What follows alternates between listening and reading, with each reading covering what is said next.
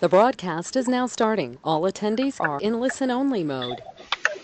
Good morning. This is Sandy Abrams from the State Unit on Aging.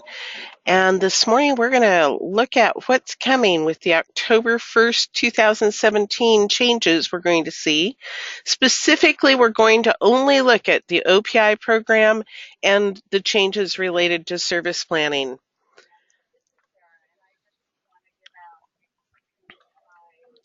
We still have quite a few who signed up who haven't logged in yet.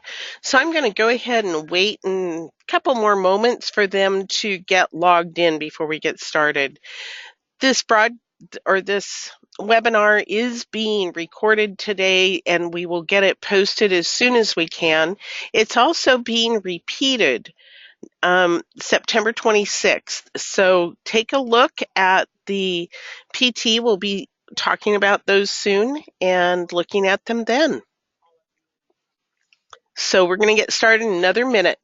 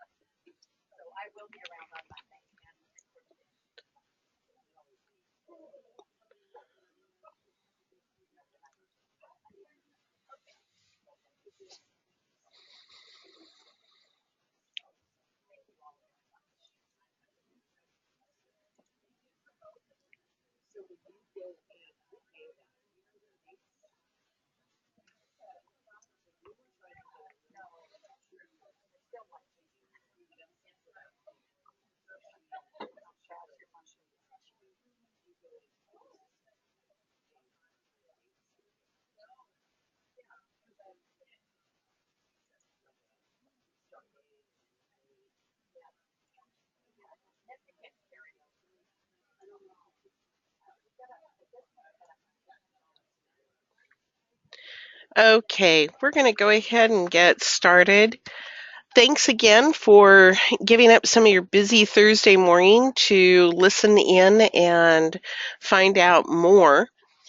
I would like to invite you to use the questions section of the webinar dashboard for you to ask any questions. You are all muted today so that we can really focus at this, but I'm also creating, as are the other policy analysts here at APD, a frequently asked questions piece that will be searchable, and we will have that posted in both the SUA OPI section of the SUA website as well as over in the APD Case Manager tools.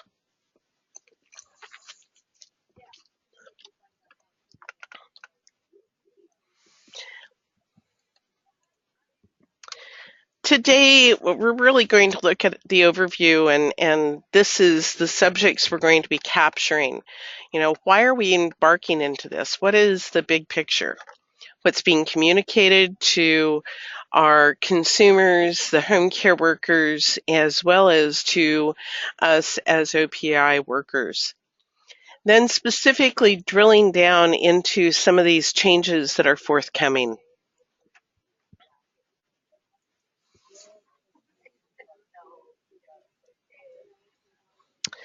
So the big picture, this really has to do with knowing that currently SEIU and the home care workers are in the midst of an election, or I think the term election, it's the ratification of their ballot and their contract. And if this section does not get ratified, then things are going to be changed and put on hold. We won't be finding out about the outcome of this until later in September, but it's something to be aware of in the big picture, that the 14-day voucher issue could be put on hold based upon this. I don't think we could embark in this without really acknowledging that change is really hard. Not so sure that change is gorgeous at the end, but you know what? We can aim that way. And this is going to be some new steps that we're going to have to learn. Habits that we have developed regarding the CAPS tool. You hopefully, some of you may have listened in on yesterday's ADL webinar. There's another ADL webinar later this month, and you really must do it if you do the CAPS, because the change to the APD, ADL, IADL CAPS service eligibility rules are significant.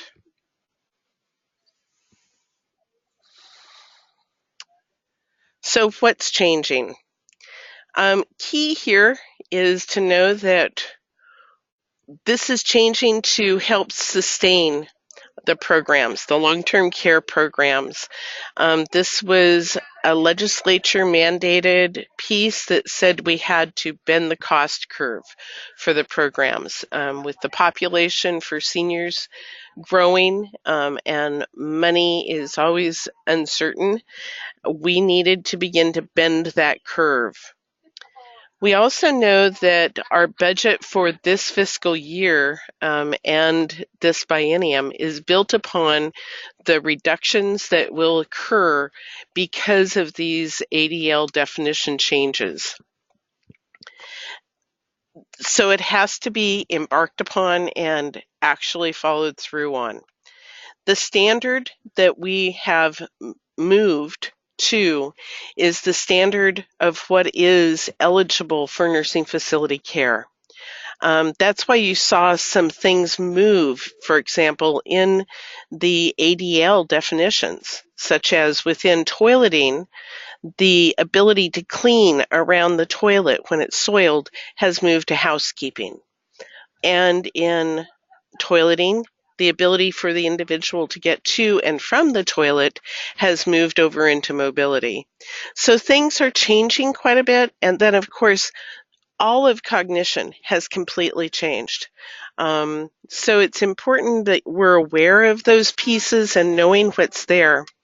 It all is occurring here October 1 for a variety of reasons. One of the primary reasons is that the IT staff will not be available to support changes for the the foreseeable future of at least 6 months to 1 year as other new programs roll out, and they're working on the interface between Oregon Access and the mainframe.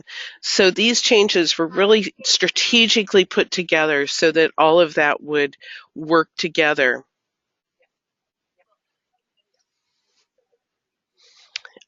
Our goal, of course, is it always has been, is that our assessments are more accurate of the consumer's needs, as well as looking at what is the appropriate level of care, meaning what is the service eligibility level, the 1 through 18 or 99. Our hope is by taking these steps now, we're going to reduce any future cuts that may have to come because of the financial pieces. So by pulling and, if you will, narrowing the doorways some, we are able to get ourselves more into a setting where we know that our consumers who are getting our services are getting them because of those kinds of needs.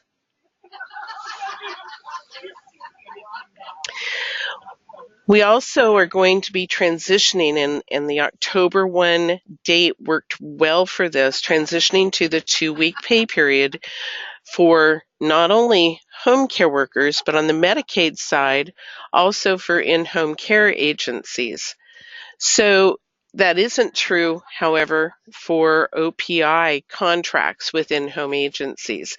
That's still individually negotiated with your AAA. But October 1 is a Sunday, and the next Sunday is in April of the 1st, and this is a great time to begin to transition to that. Now, The goal of that transition really deals with helping the home care workers stay within their weekly cap of 40 hours, as well as to help standardize the pay processing dates for the home care workers for us in the field.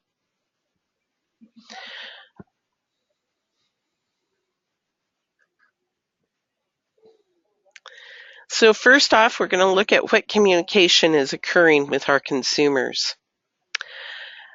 There's a notice to the OPI consumers that's on the website. It's also was emailed out to directors and OPI managers. And this is, if you will, a notice that we're hoping you will send out on your letterhead.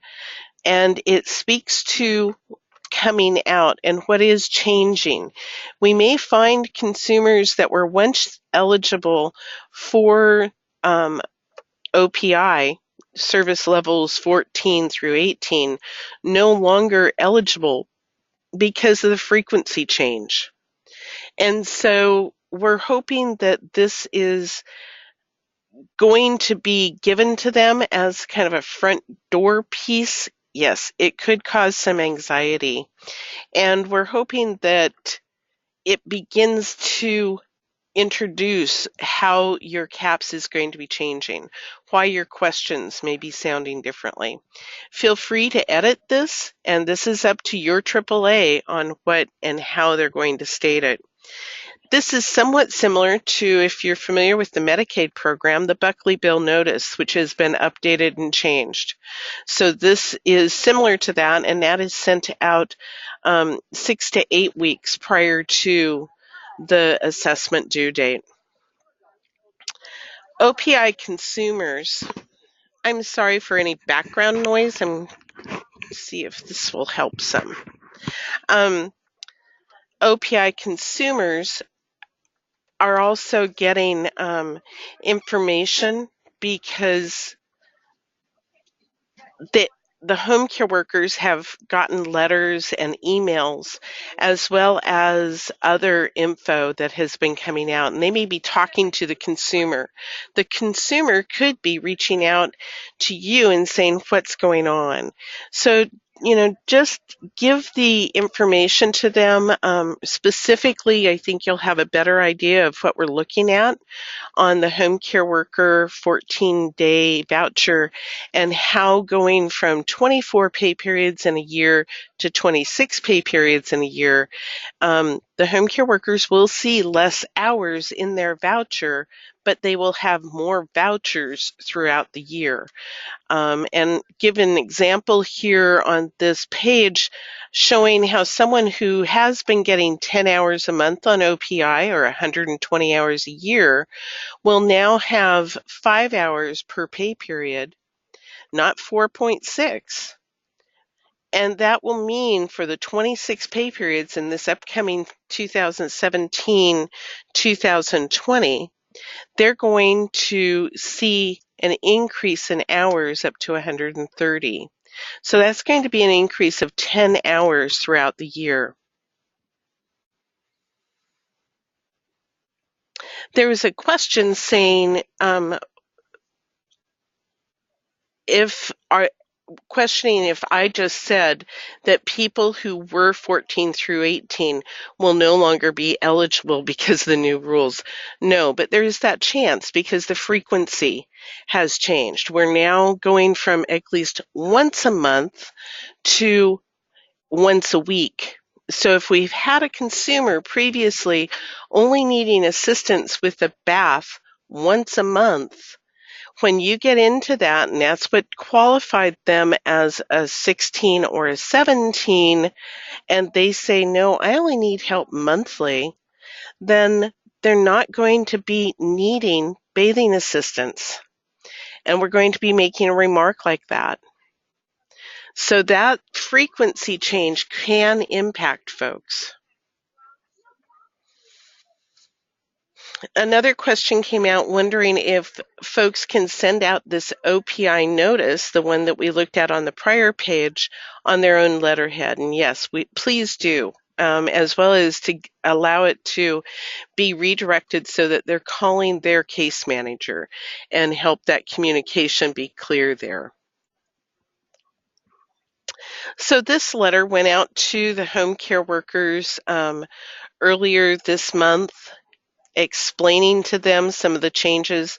They've also previously gotten emails as well as informational pieces coming via the Home Care Commission, SEIU. I see things going on social media regarding this change and helping to prepare them for the change coming. So this is going out to the home care workers that serve both the OPI, the Medicaid, as well as the personal service workers who serve the mental health team, NDD.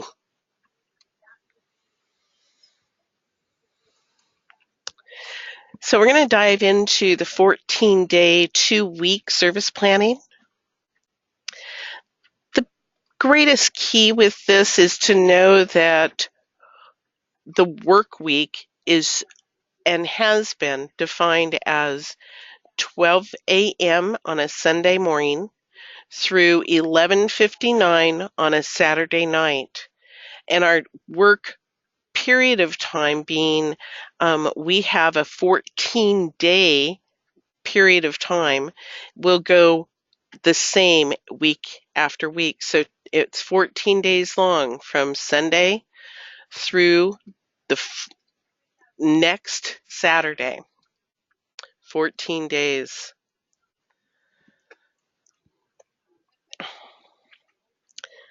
So this is going to create changes occurring in Oregon Access. The service plan changes to relate to the 14-day changes has occurred in Oregon Access. So when you log in on October 2nd, you're going to see different choices in the service planning sheet under the benefits. When you look at the hours, and we'll be seeing that here in a minute, you're going to see different things. Over this upcoming weekend, the Mainframe home care worker voucher system is going to have some new changes infused into it, dealing with the 14-day change, looking at vouchers that are going to be mailed out on the 22nd of this month of September for the pay period of October 1 through October 14. This is also coinciding with the change in the maximum hours that is occurring on the Medicaid side. Because that change is occurring on the Medicaid side, and we in OPI are also using the Medicaid CAP software, then we will also see this hour change.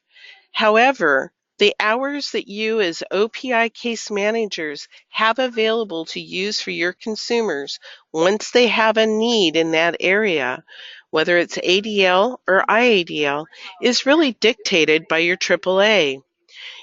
They're the ones, the AAA is able to say that we are looking specifically at only serving 15 hours a month, 20 hours a month, or no more than 10 hours of this and 15 hours of that. That's up to the AAA.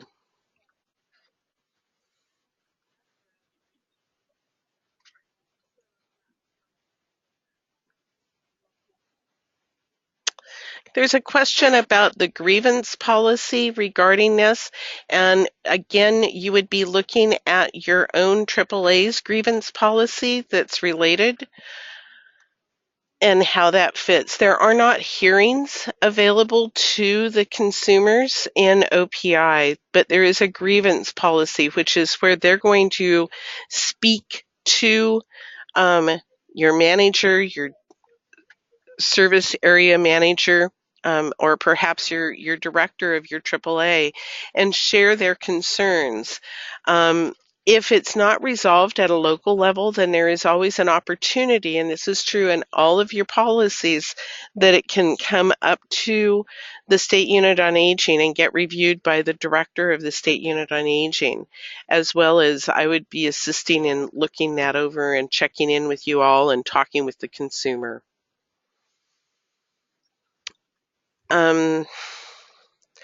That question was far longer, which looks like I'll be answering most of that, Penny, on the FAQs. If there's some piece of this that you want to cut into something a little smaller, please do that and reinsert that.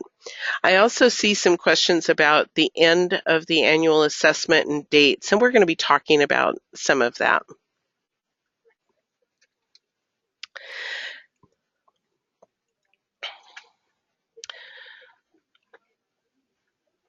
So Oregon Access will convert to the 2-week authorization when one of these two things are going to occur. Either that you've gone out to do a new assessment, it's time for their annual review, and so you go in and you create a new service benefit and plan.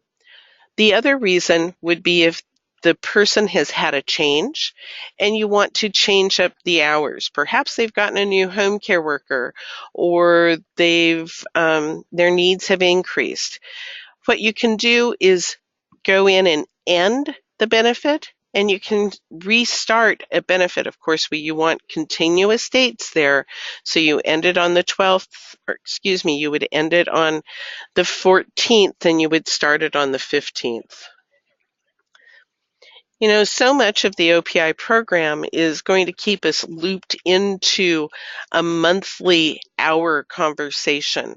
Our forms, our billings, many of the core pieces of OPI still relate to month, even though the system change is occurring. So we're going to be having some tools and some conversation about how to work with that. That was in response to a question. So when October 2nd comes and we go into the office, no, you're not going to be required to update anything or do anything new. It's work as normal as far as the service plan. It's just being aware that if you go in, you're now going to have a service plan that is only going to be 14 days in length.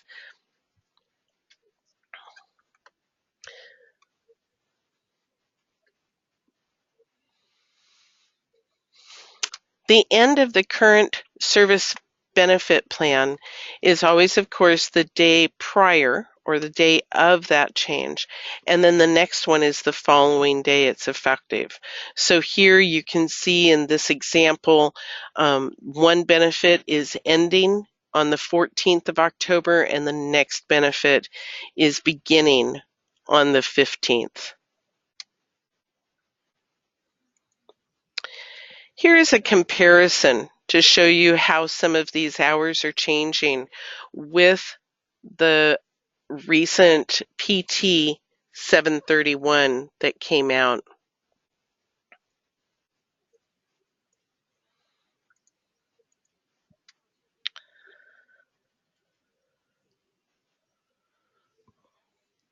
In that PT 1731, it went through and described how the in-home hours for the Medicaid program are changing.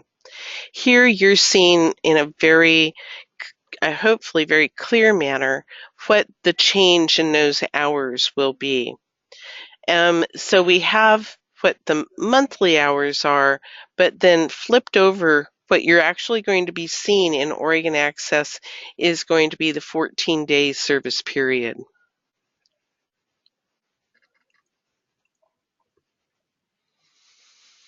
Going all the way, because the hours are going to be adjusted in all 12 of these areas that you just saw. So going back, we're looking at hour changes in mobility and in eating, in bathing and dressing, elimination and cognition. And you can see that some of the hours are actually going up. For example, in elimination, instead of it being a maximum full assist hours of 25, it will be now a monthly full assist of 30. for cognition. Instead of 20 being a full assist, it's now going to be 26. Some of the others are going down, as you can see. Let's take a look at the next page again. So here you can see housekeeping is staying the same at 20, which means the new 14-day or 2-week period will be maximum hours allowed would be 9. You see it for meals. There's some changes in the meal hours. Medication management has increased, and transportation has stayed basically the same.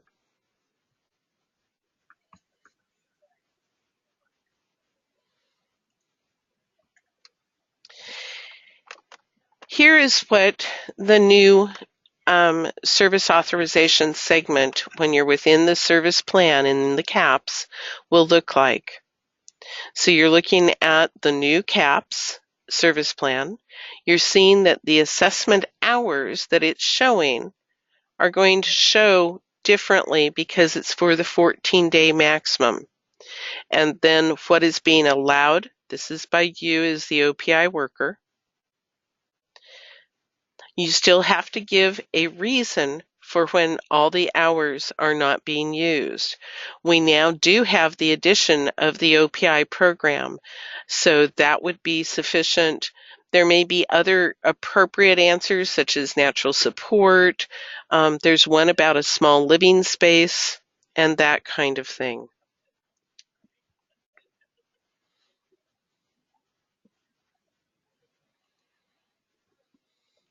Here's another comparison of the two different screenshots. So the top is what you have today. This is, if you were to go into service planning into the hours section, this is what you would be seeing. And then down below, you're seeing this is going to be after the change and what would be there. So you're seeing that, yes, we're going to have different hours to choose from and different ways of authorizing the services.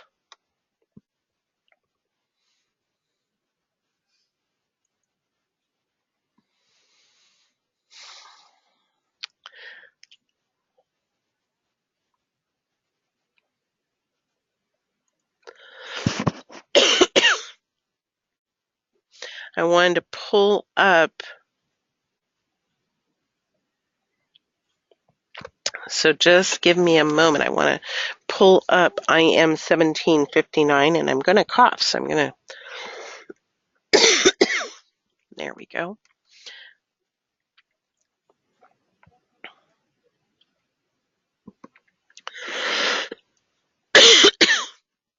Take a moment and start asking your questions to one another if you're in a group.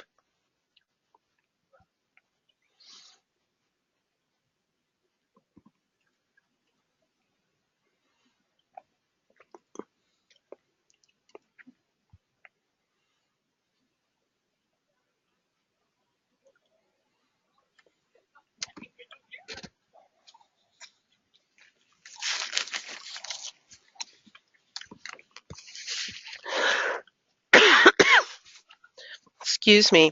A question's been asked about whether there is a template for a letter to send to the agency regarding the change in the 546. No, I've not drafted that. That's really, I think, something to be orchestrated at your local AAA because each of your contracts is different. You may contract with similar agencies as your APD offices in your area, but I think you're going to have some communication with them. You'll see some recommendations that we've put forward here on how to communicate on the 546 to the agency. So you're seeing here that, and I'm not able to pull up this IM, it's not wanting me to jump into the internet.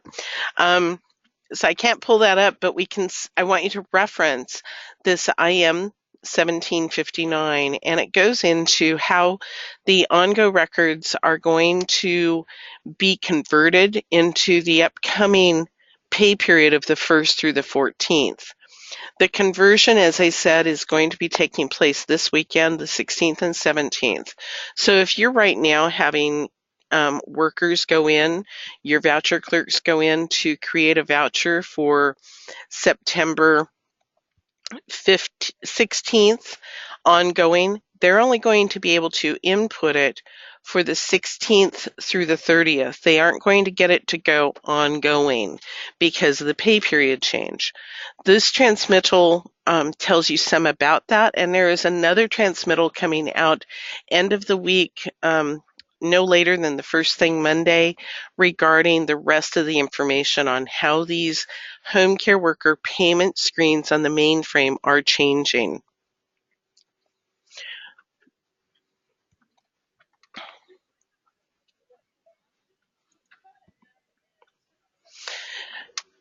I wanted to show you how you could look to see how has the state done the math for this, because it's not going to change in Oregon Access till you, as the case manager, go in and update your service benefit and do your hours authorization again, and then hand that 546 on to your voucher clerk.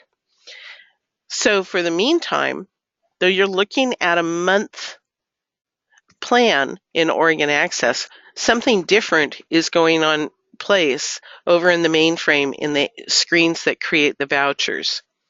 So if you look up a consumer by going into the mainframe, typing in HINC, comma, R for recipient, comma, and then that consumer's prime number, you're going to come up with the HINC screen as shown over here on the left side of your screen.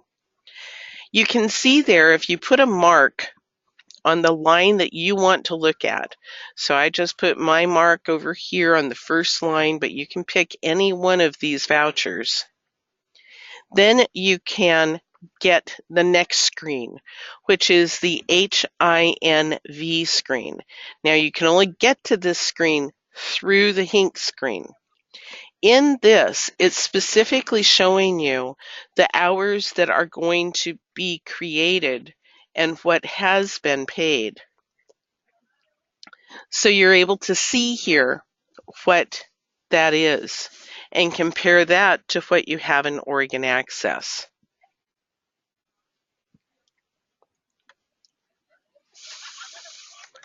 On the 546 that will go out to your home care agencies as well as in-house, I would like you to continue the habit of putting onto the 546 in the remarks section that this is for an OPI case. We have different procedure numbers within the mainframe to identify expenses related to the expansion and related to the OPI 60 plus program, the traditional program, if you will. It's important that vouchers get created with those correct procedure codes. Otherwise, it takes quite a bit of staff time, both in your AAA as well as in central office, to switch those dollars around behind the scenes. So please make sure that in your remarks you always put OPI. And if you're sending this on to the in-home agency, it will also help them know, oh, okay, based on my conversation that you would have already had with that agency, this is a month statement here. This isn't like the triple or the Medicaid cases that are 14 days, because their billing now in MMIS is changing to 14 days. It's no longer for a month. So here, the basic kind of things that we have always put into our remarks section, kind of our standard that we use in OPI. We state that it's an OPI program, and then we also state how much the copay is. Many of us who have contracts with an in-home agency also have contracts that state that they would do the billing for those services for OPI. So they need to know what the copay amount is. Now, if that's not so in your agency, you don't need to add it. If it is so in your agency, please make sure that it's there. Then you would also need to now add a line that says what are the monthly hours and split it up between the two. So in this example, I have someone who has an 8-hour, 2-week plan, and as it turns out, they have a total of 16 hours per month. So that doesn't change much. That's pretty simple math there. There are going to be some hours that we will see the math kind of wobble a bit. And the way that you put these comments into the 546 that you're seeing on the right-hand side of your screen is to put them into the comments when you go into the 546 details.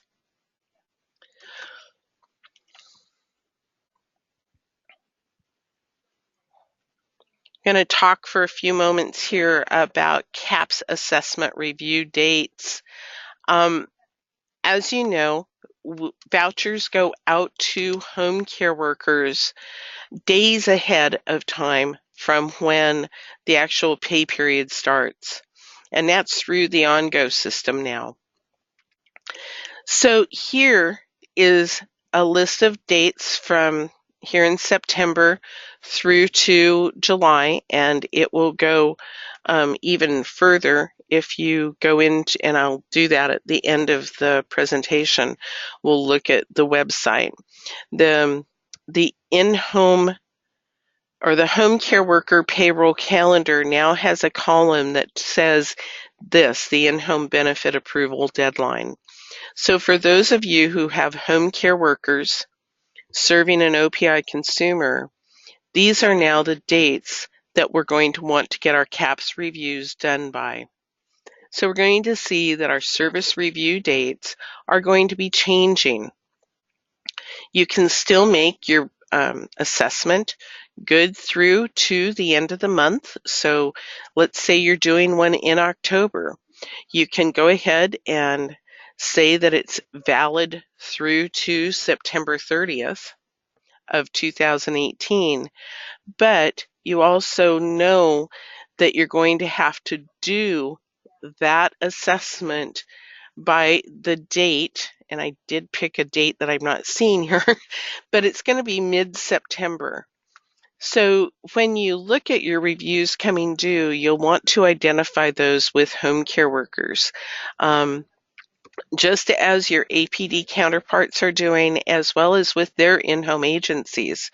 For your in-home agencies and OPI who aren't in this system of getting paid, then you have till the end of the month. But it's going to be changing our pace. This is one of those big change pieces because instead of always thinking our work and how we manage our intakes and how we manage our reviews and putting things off to the end of the month, you're now seeing, for example, in December and November and January, you're doing these really mid-month or early month. Oh, gracious, look at February there on February 9th. You're going to need to get your in-home reviews done. OPI does not have the restrictions of sending out notification that we have a review coming due and we'd like to see them soon. And having to give them notice for 14 days. You are able to send them that notice letter and say, we're going to be coming out. So you can do that. Getting some questions here, so let me refer over to that. A worker saying that a copy of the 546 showing the monthly hours given to the client and the home care worker. This will be confusing for both of them. You know, most offices don't give the 546 to anyone other than in-house to your voucher clerk. The task list is given as well as then to the consumer. They get the OPI forms, but we don't have I would not be training, and you'll see on your information coming out from the State Unit on Aging on OPI, we don't give those forms traditionally to the consumer or to the home care worker. They're really an internal work order. The consumer is going to get the 287L, the service agreement, the OPI service agreement, as well as the 287K, the income determination sheet.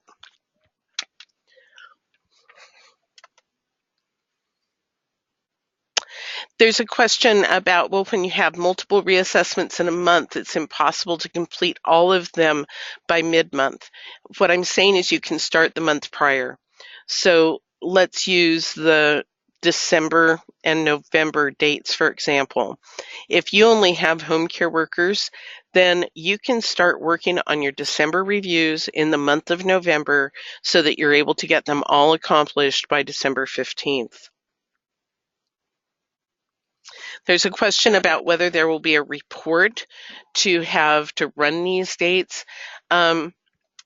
Not at this time, because there's not a report that runs through the service planning on when the benefits begin and end. And of course, our CAPS assessment that comes in our reports, that's for the end of the month. So it's really looking at those cases and knowing whether or not they have a home care worker or not. What about a client that starts after these dates?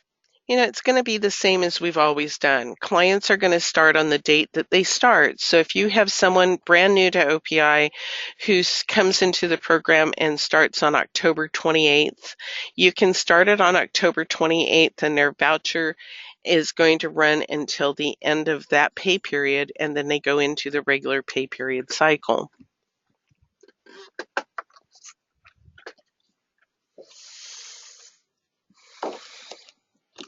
Just looking at my calendar for what is the October date.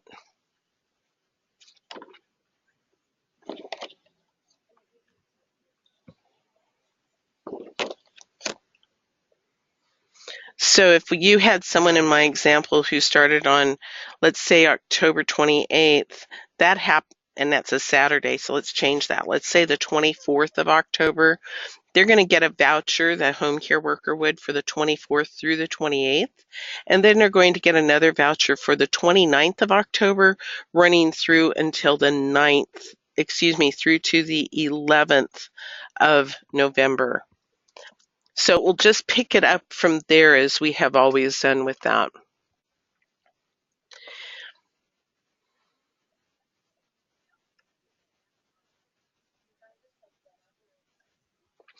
These deadlines are for clients with home care workers only and not agencies. That is correct. We're really looking at this as this is when the vouchers go out. That's why I'm being really clear. This is about the home care workers. These dates do not get, they're not important for those who have in-home care agencies. Again, you would have till the end of the month for those. And your agency, your AAA, may choose to implement, maybe a different statement regarding that, like let's keep them all on the same schedule. That's up to you all. I don't think that's something here at APD we need to do for you. I want you to be able to be empowered to do it yourself. The task list does show monthly hours as well. That is correct. The task list is also being updated. And of course, we use the task list for both our home care workers and our in-home agencies so that they know what the expectation of the work is that you're giving them to do.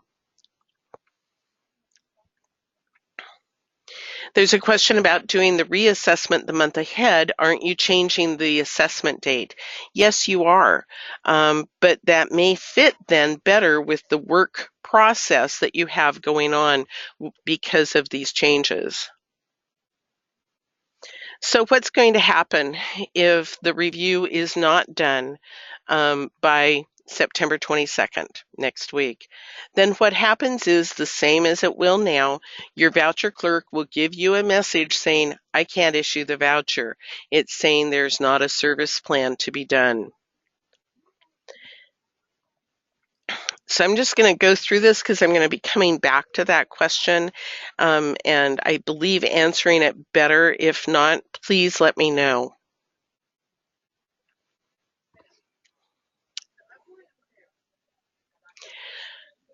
So here in this case, you're seeing that we have that very example occurring.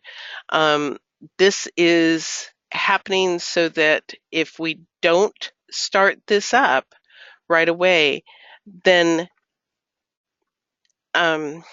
it doesn't have, if this was left in pending, for example, this blue lined service row, then the date isn't there for the full voucher period to be issued. So the voucher period that we're looking at to start with is going to be, I'm looking at that week that spans between the end of October and the beginning of November. So starting on October 29th, going until the 11th of November is that next pay period. So we're going to have nothing go out to that home care worker with their or there won't be a voucher going out until you get that assessment done.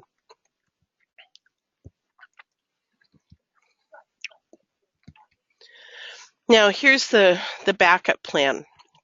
If you haven't made it out, you don't have your assessment done, you can't do a new benefit, then you can have your Tier 2 manager.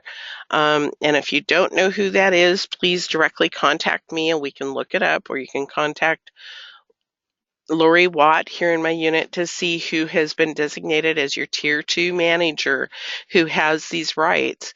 And we can extend the assessment so that it will go for the 2 weeks period of time. And we just want it to go for that 2-week period of time, allowing you to have adequate time to get out and see the consumer and create the plan.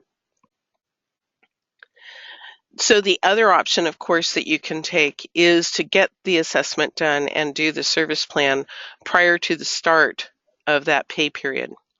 Now you're seeing, I'm going to jump over to the internet.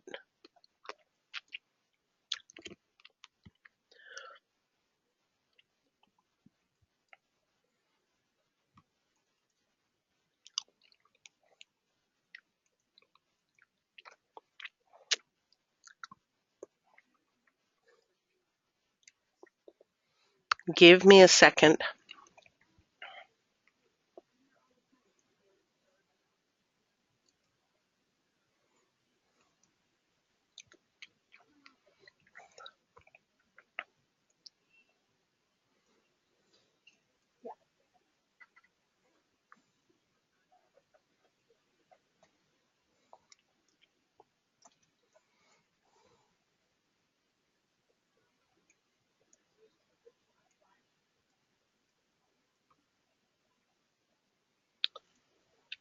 Okay, so here on the APD case management tools, you're seeing now when you come into this page, and here is that address for you who don't have this yet bookmarked in your system. There is a section called APD Program October 17 Changes, and you can click that, and it takes us into this web page. Here's the general overview of information. This will have the PowerPoints that are being presented, the ARs, IMs, and PTs that are being written in relationship to all of these changes. You're seeing here's the information regarding the webinars and the ADLs, the changed up Buckley bill notice, the in-home hours rebalancing and how those are changing, and the 2-week authorization. So it's for the 2-week authorization that I want to draw your attention here for a moment and show you this home care worker calendar payroll. Now, as we've had in the past, we've gotten some of these laminated and disseminated out to the offices, and I'm getting them in the next couple of weeks, and we'll be mailing them out to all the AAAs. For those of you who are type Bs, that will be done through Angela Munkers and the district manager meetings next month, I think, or they'll be mailed out to you. But it's on this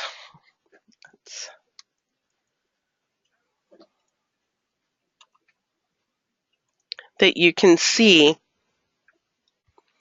the home care worker review dates. You can't hear me. There's no sound. Audio.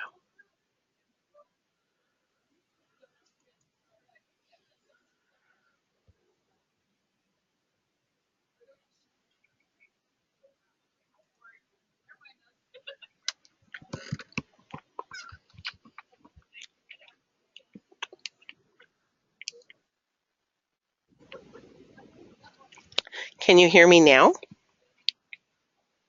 Hello? Okay, thank you.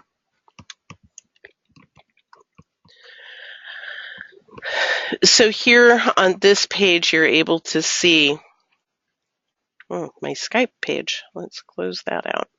You're able to see all of these deadlines as well as the voucher pay periods. It also will have the information that's going to be important for your home care worker clerks. And it will go all the way through to July of 2019, which is the end of the home care worker contract.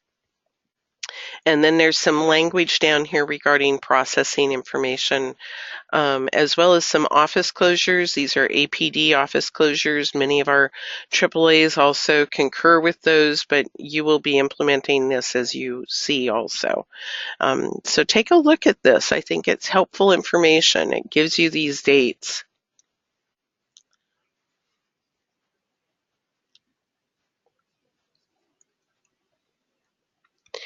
Going back to pick up on some of these voucher questions.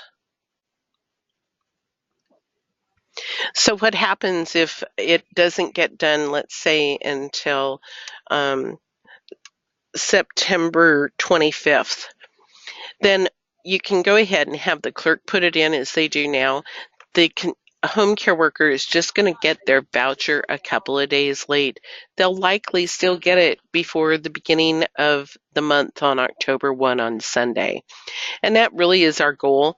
But the on-go system is set up that we need to get our benefits done and completed by these dates.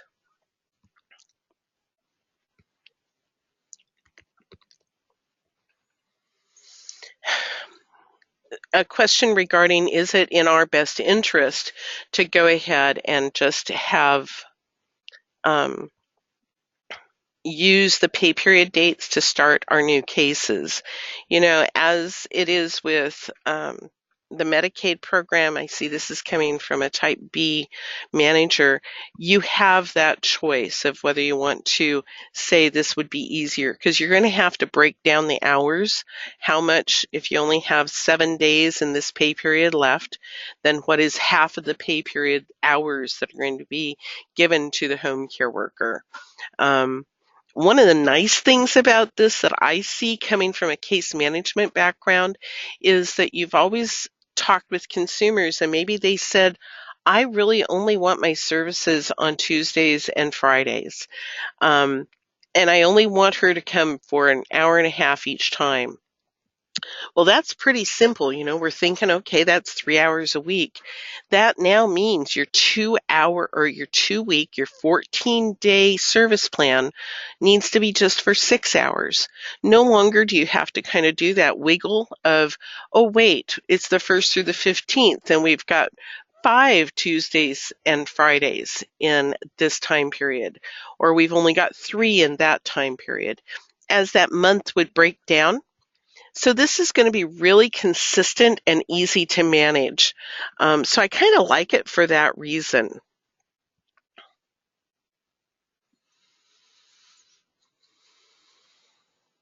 So there's still some questions regarding the annual assessment time frame.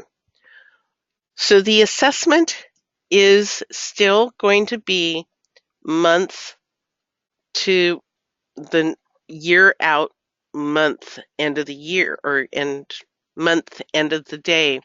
Because if you look at Oregon Access, it's going to show us that this is valid until and it's the last day of the month in that particular year.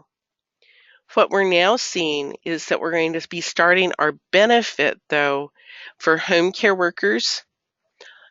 So let me go up to the 2017 dates. So we're going to be starting, if you have reviews coming due in October, you're going to want to start that benefit period on the 29th of October, and it will run then until you can put in an actual date. You could put in November, or excuse me, and go out a year of when is the next October and 18, the last pay period there. You would want it to run until the 27th of October 2018. So you can do your benefit with exact dates, but your assessment is still going to be month to month. Let me know. I'm until you get in there and you actually are doing it and looking at it, then it might click some. I'll see if I can answer it better in the frequently asked questions, because we've gotten that a couple of times here in today's questions. And thank you, by the way. These are great questions, and keep them coming. So here you're also seeing all different information on this website I brought up for us, and we looked at that calendar. Here's also the OPI information, and you're going to see here's the consumer letter that you can use here. You can tweak it as is appropriate for your agency.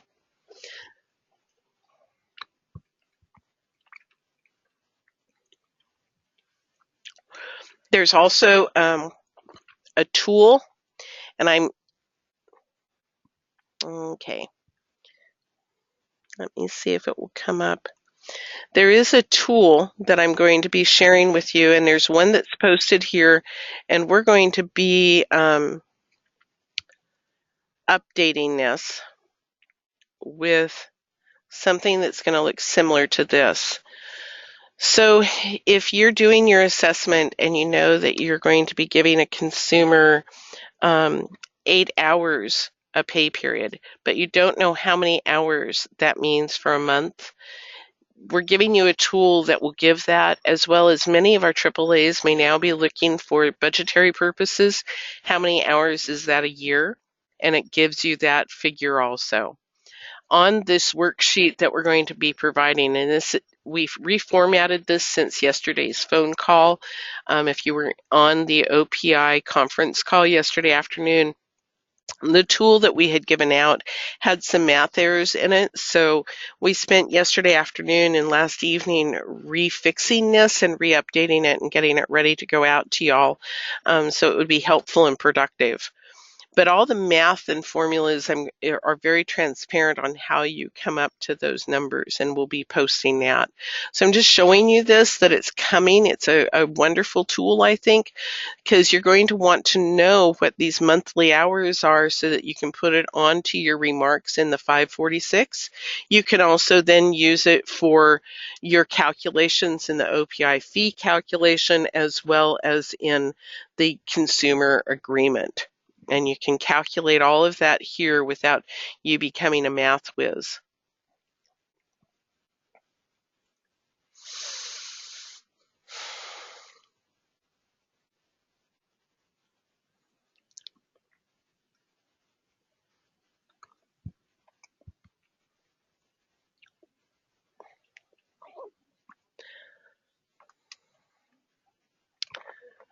So if you had to extend a assessment to cover for the time period that you don't have done so the voucher could go out, there will be, when you go in to do an administrative tier 2 level exception, as you're seeing here, you'll see that there's going to be to provide adequate notice, and asking that you enter the 2 weeks into the details section, and for what is that date period.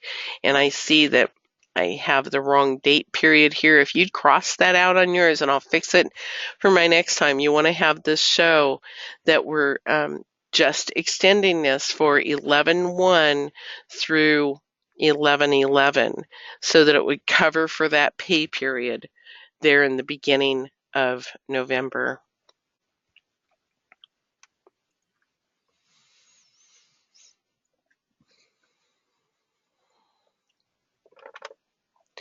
Once you approve that benefit, then you go into the benefit. You have to create a new benefit line, and you would approve it, and you have to that will then allow the system to put forward the vouchers. So once it's updated in the assessments and the caps, and a tier 2 person has done that, then to put it over and to do it so that you can have a benefit that will extend until the end of that pay period.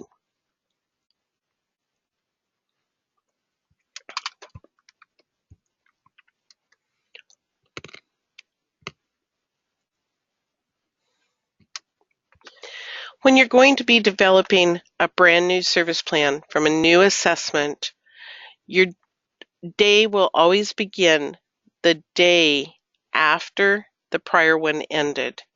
Those contiguous dates, whereas we have really said for years and years and years, as long as I can remember, we've always had this conversation about start your plans on the 1st, end them on the last day of the month. Well, that's now changing, but we still want to have our benefits show to be contiguous so that our vouchers can go out correctly, as well as if there's any problems with payment questions from our in-home agency providers. This really is not a change, it's just a reminder.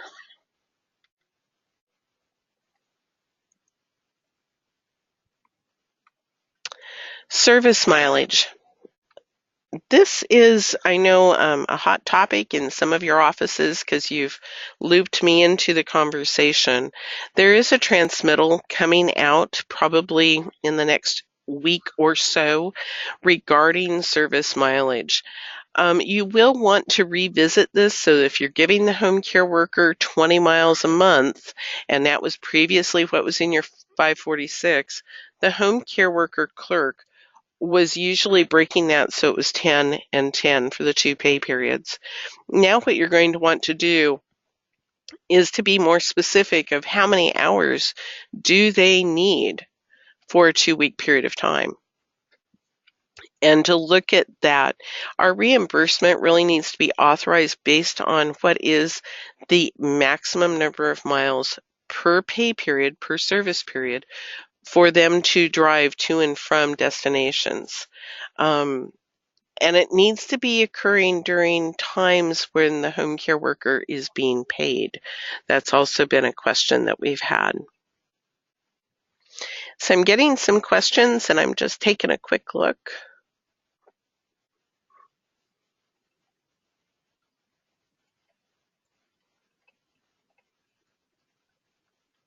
So a question wondering about the end date, if it needs to be at the end of the pay period. This only pertains to home care worker or consumers who are using a home care worker. That is correct. You may choose to keep it the same, but that is an agency choice. But these dates really are going to impact us with home care workers pretty exclusively. Another question, if we assessed a client on September 12th and they're going to have a different home care worker, what date should I start that service plan?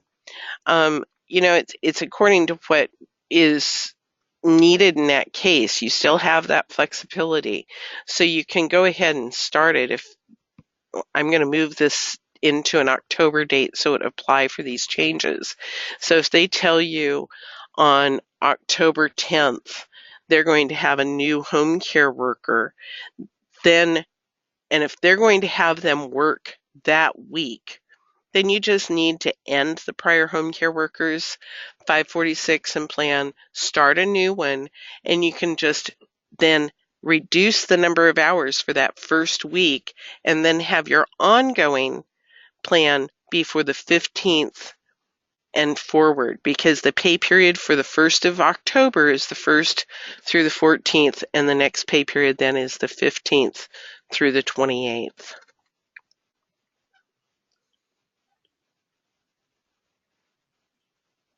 OPI does pay for mileage. There's a question about, are you talking about OPI? OPI does not pay for mileage. Well, for home care workers, yes, we do.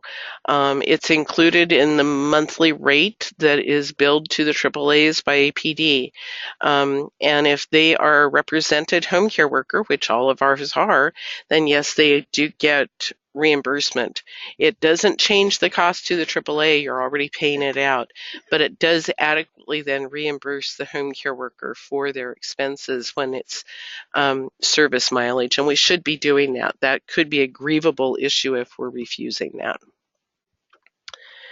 Any further questions about service mileage? You're going to get a lot of clarity when this transmittal comes out, and it should be, like I said, within the next week. A question again says regarding the mileage, but we don't do it in the state mainframe. You actually do it in the state mainframe in the authorization screens and oath. It needs to come out of the CAP service plan where you're putting in the mileage here. This is on the 546 details for that home care worker. You would put it in there, and then you're able to add the mileage into the oath screen and see it there.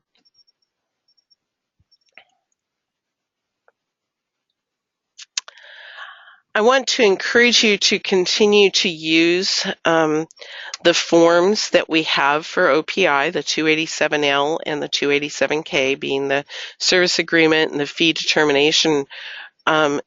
These are both monthly forms. These are forms that we're going to have to put in how many hours does this consumer get, and what is the rate and the actual cost, the OPI percentage, and then the maximum that would be billed. So we're going to be the only program that's being impacted with this change, where we still have to convert it back to a 1-month system. So that's why that tool could be helpful that I showed you a few moments ago, that I'm going to be sending out before the end of the month once we finish making our fixes to it. And the other key here is that some of these factors for these required forms also need to be put into Oregon Access. So this is the Overview tab, the Benefits tab in Oregon Access, and under the Service tab, OPI workers, when you've done the OPI check sheet or check box on that main page and you've put your name in as service worker and OAA worker or OPI worker, then you would go over to the Service tab.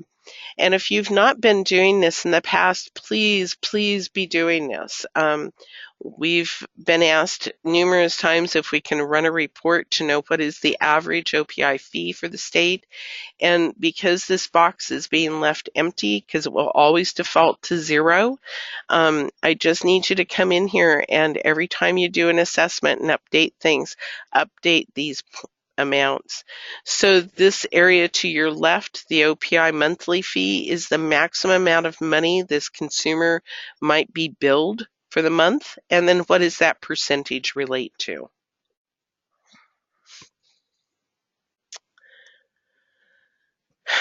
So start thinking of your questions and get them typed in here. I just want to review over, we're at the end of our training. I want to review over what future trainings are still coming and what we have before us. So there's a home care worker voucher change webinar, and this is a required webinar for all case managers. The next time it will be up, will be done, is on the 20th of September. There was a version last week of it where the audio got really messed up, and they've redone that, so the audio is much, much better. And Sometimes hearing things twice is helpful. I have to say that I think much of the key material that is covered there, we have now covered specifically to OPI. So I want you to know that this covers for that also. There's an ADL definitions webinar. There was one yesterday that went for the full 2 hours. There is another repeat of that occurring on the 27th of September. This is really important information. Many of you who've worked with me in the past know that I will refer you back to Rule and to the help tabs within Oregon Access. And when we turn on the caps and do an assessment on October 2nd and in the future, we will be able to see exactly how these questions have changed and the time frames and how all of those have changed. And cognition is going to be a significant switch. So really an important webinar to get in and listen to. There is going to be some Captivate iLearn trainings regarding these various changes occurring. Specifically, there will be one only for the cognition changes and only for the physical ADLs. And I think we're also talking about the IADLs in that one. And then they'll have another one for the Medicaid service planning where we're putting this training on our website, and hopefully this will help serve as that support for new staff and folks who just need a refresher. Those are going to be coming and showing up on iLearn in October. There will be an October support staff First is going to be our conference calls for OPI. Those occur on Wednesdays from 1:30 to 2:30. We're going to have those scheduled to run all the way through to 11/1. If I have timely announcements, I will make them on that conference call. I will also then have an opportunity to go from AAA to AAA and hear questions, and let's try to get some of your issues resolved there and then.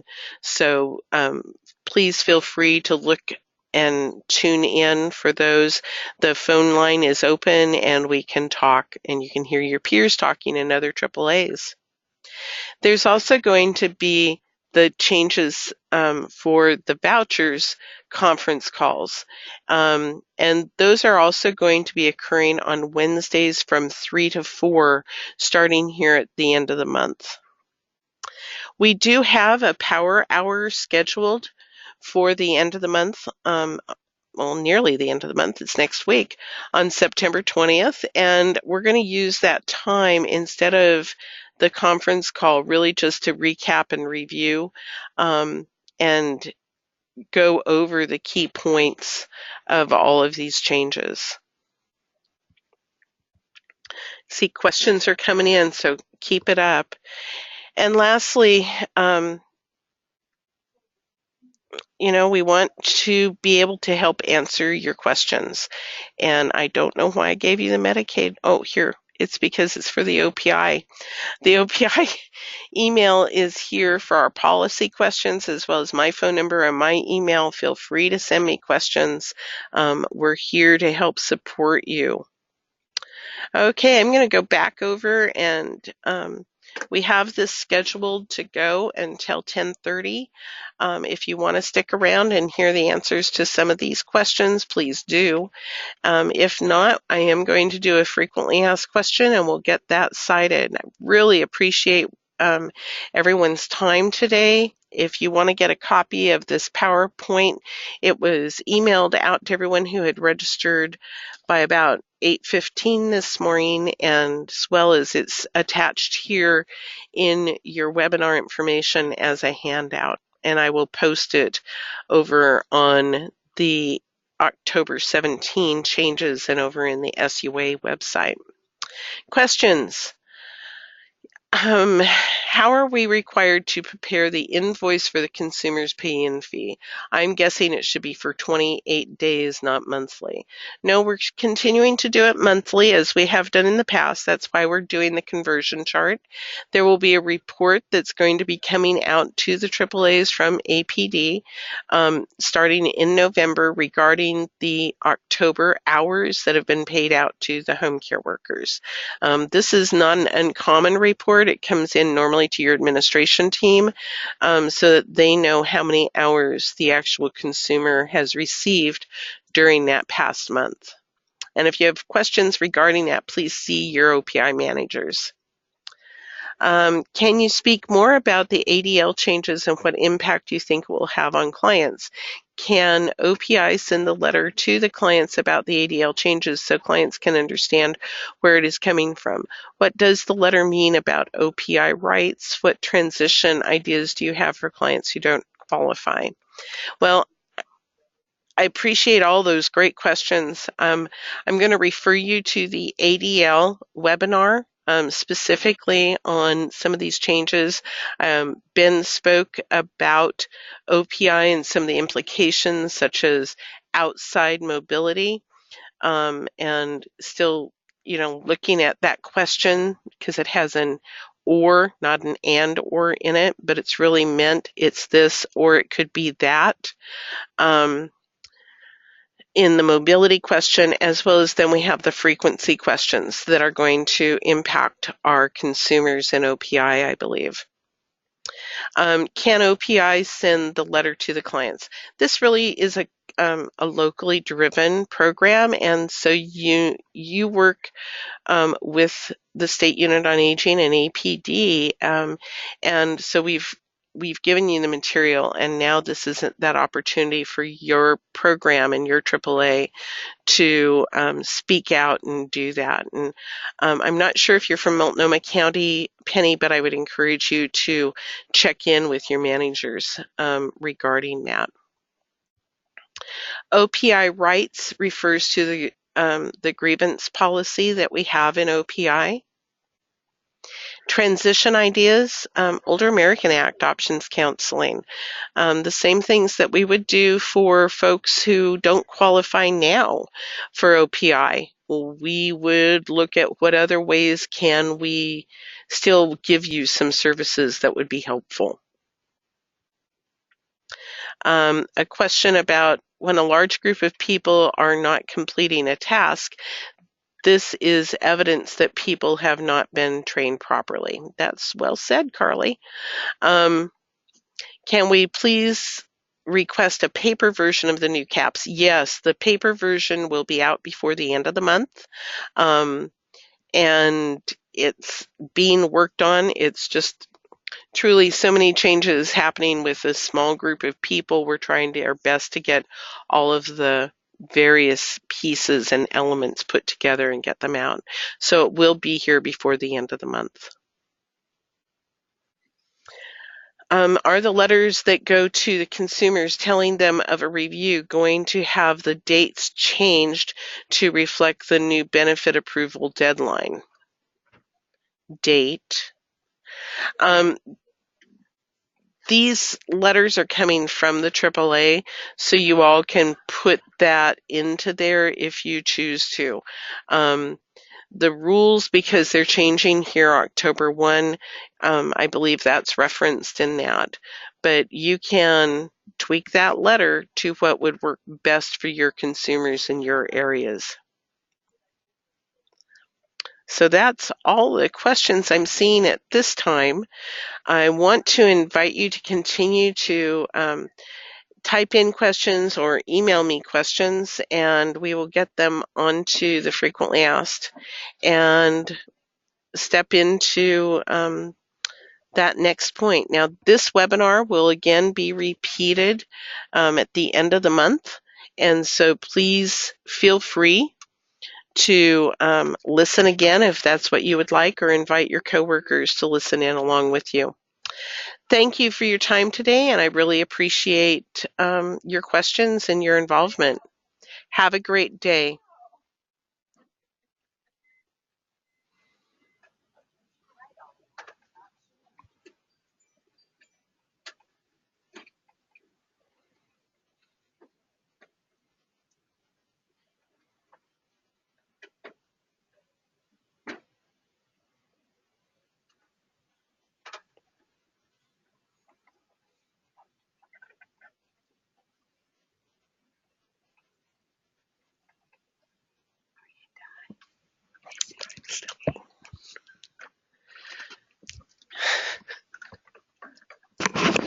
How do I mute? How do you unmute everybody? Me. How do you unmute you?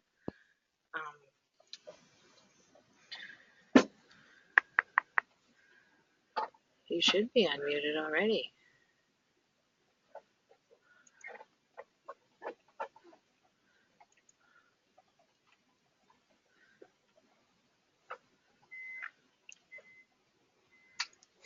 Okay, I just need to end this.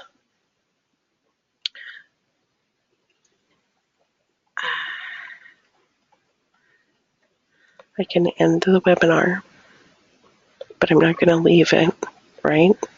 Yeah. You shut everything off, right? I haven't shut anything off. This session is being recorded. Okay, so you need to stop recording.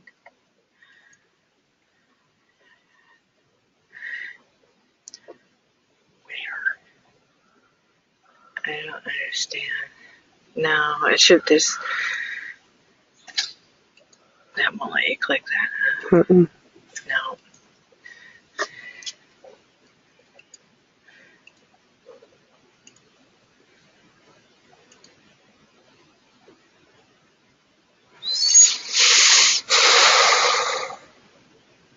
We just used this yesterday.